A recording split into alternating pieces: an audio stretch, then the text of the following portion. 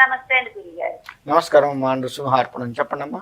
అదండి ఆమాసకండి పితృదేవతలకి పప్పుటారు కదా పరమాన్నం వండి పెడతారు కదండి. అది పిల్లలు డ్యూటీకి వెళ్తారండి, తల్లులు పెట్టొచ్చాయండి. మరి అదొకటండి. రోజు పొట్టాలు బొట్లు పెట్టారండి, కుంకుమ బొట్లు అదొకటండి.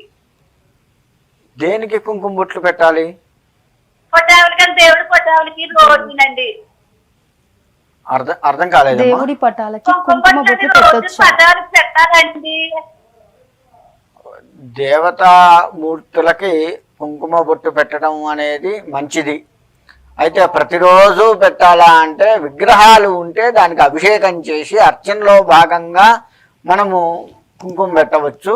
మిగతా రోజుల్లో ఏదైనా ఒక వారము, శుక్రవారము మంగళవారము కాకుండా, పండగలు అప్పుడు కాకుండా మిగతా సమయంలో ఆ మన దేవతామూర్తి ఫొటోస్ ఏవైతే ఉంటాయో వాటన్నిటిని శుభ్రం చేసుకొని చక్కగా గంధం పెట్టి బొట్టు పెట్టుకొని మళ్ళీ తర్వాత వారంకి మార్చుకోవచ్చు. అంతే తప్ప ప్రతిరోజు కూడా శుభ్రం చేసి పెట్టాలి అనేది ఎక్కడా లేదు. పెడితే ఇంకా మంచిది.